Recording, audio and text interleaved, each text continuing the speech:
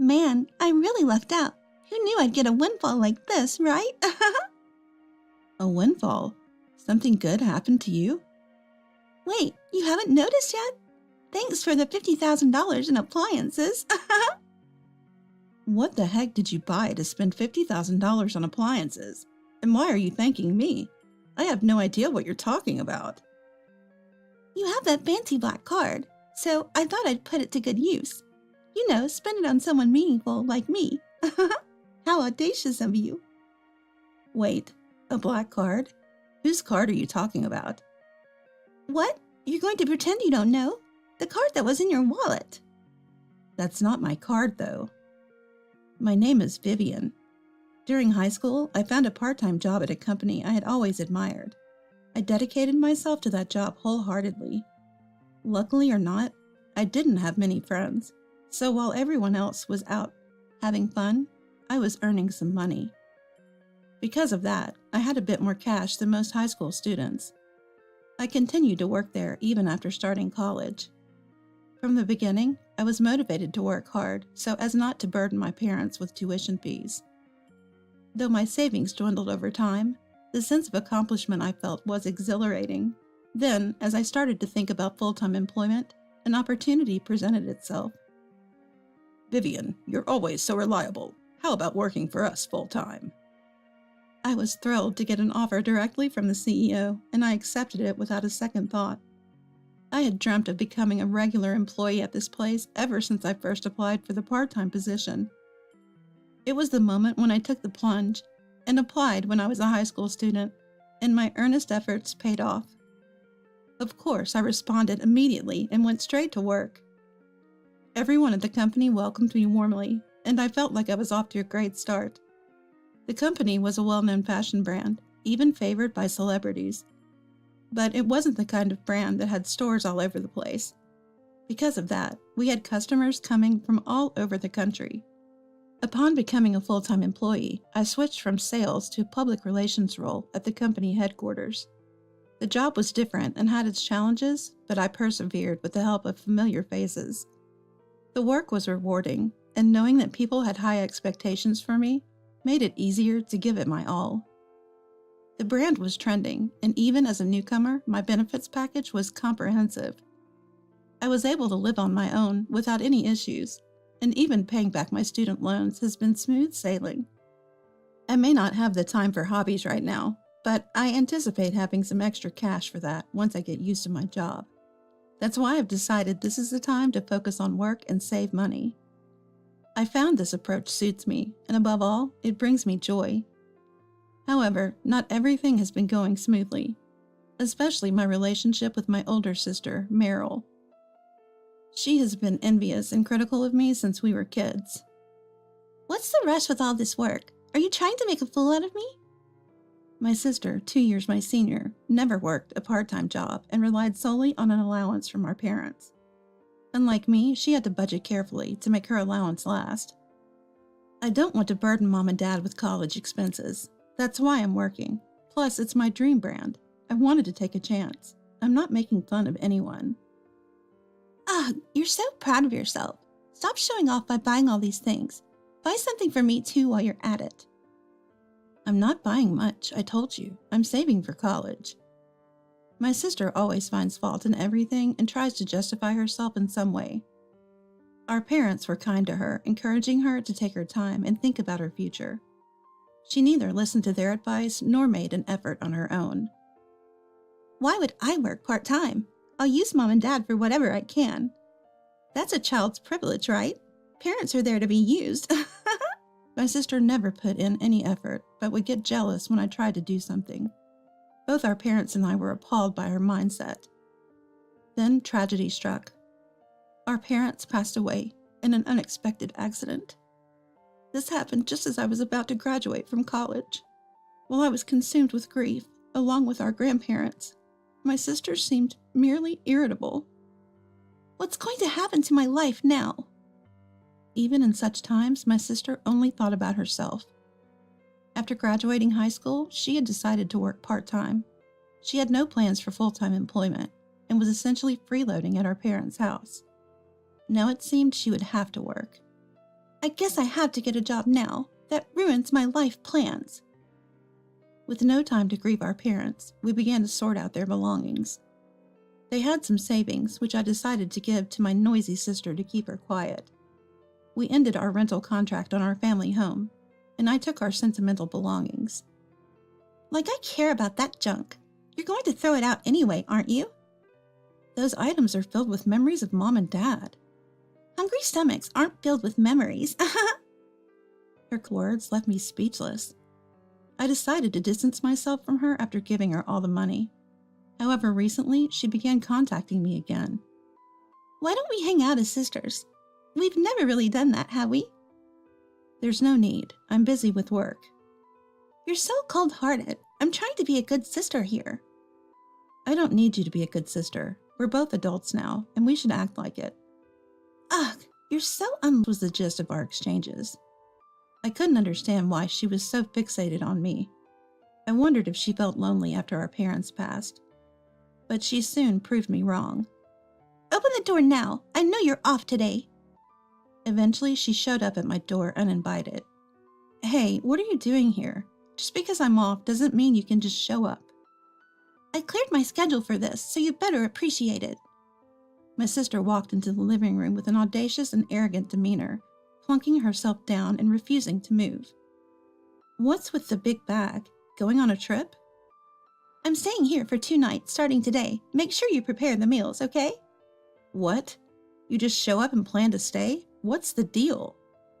I just told you. Let's spend some quality sister time together. What's not to like? I'm trying to bond with you here.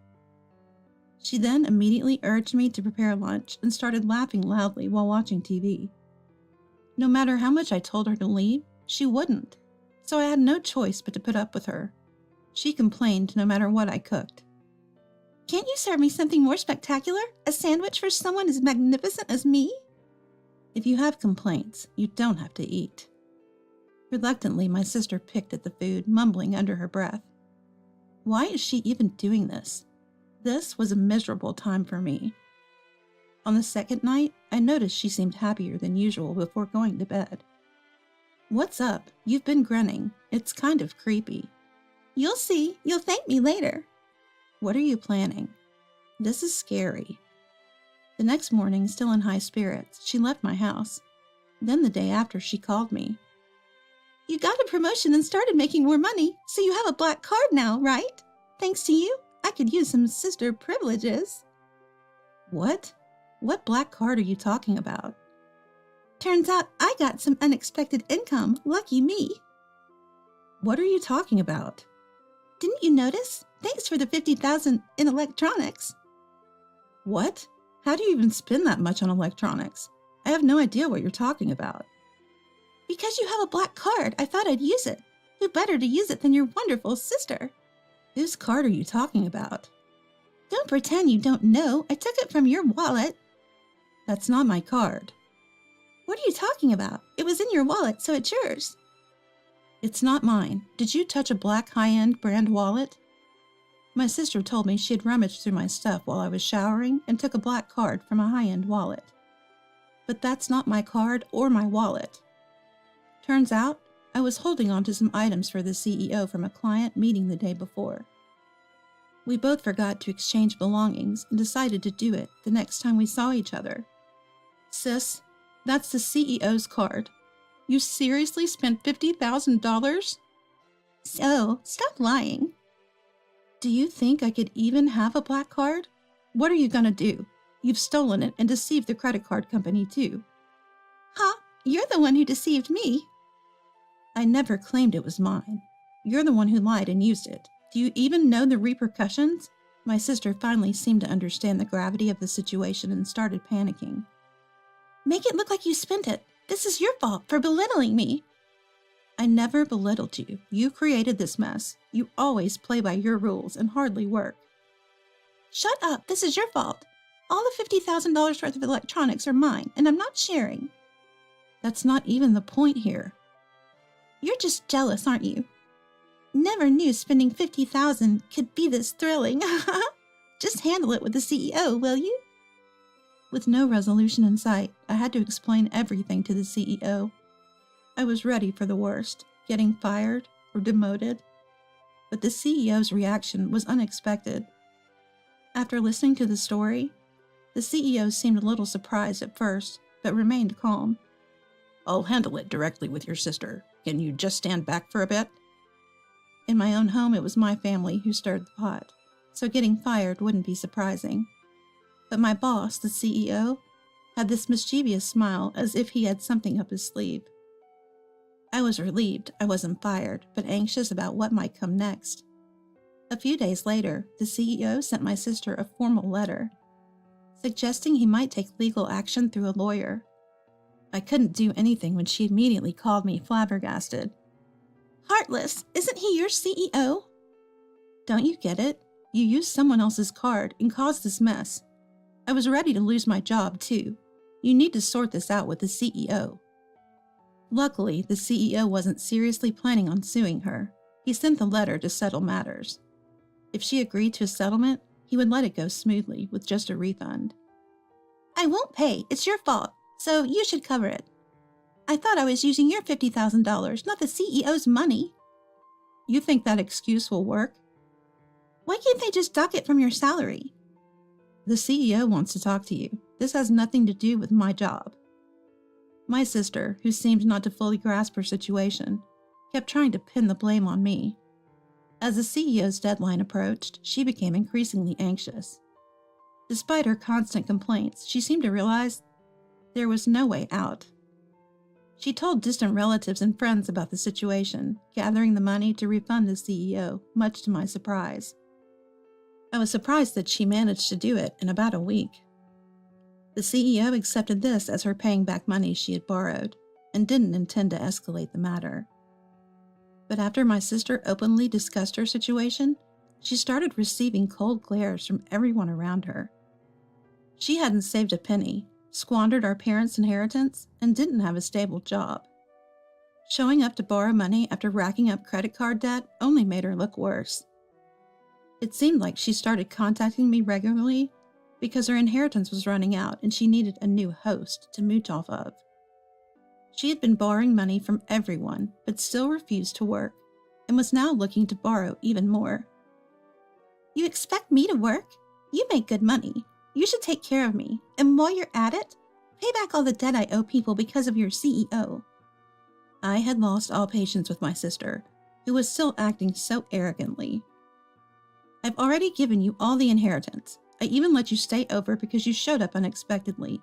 I can't let you push me around anymore. I'm cutting ties with you."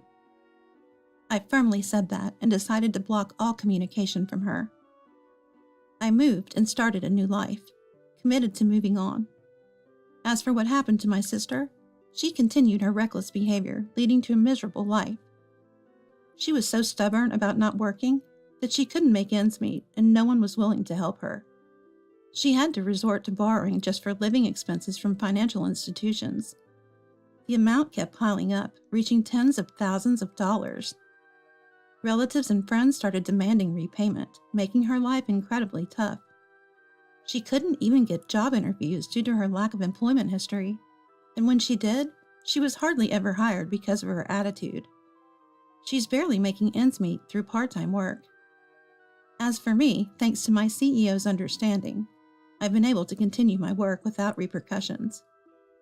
"I was the one who gave her access to the money, and I'm sorry for putting a strain on your family relationship, Vivian. I've always appreciated your hard work, and I wanted to handle this as smoothly as possible." Thanks to my CEO's sentiments, my life has continued on much the same. Though I hope never to face such a situation again, it was an event that made me think my life could have ended.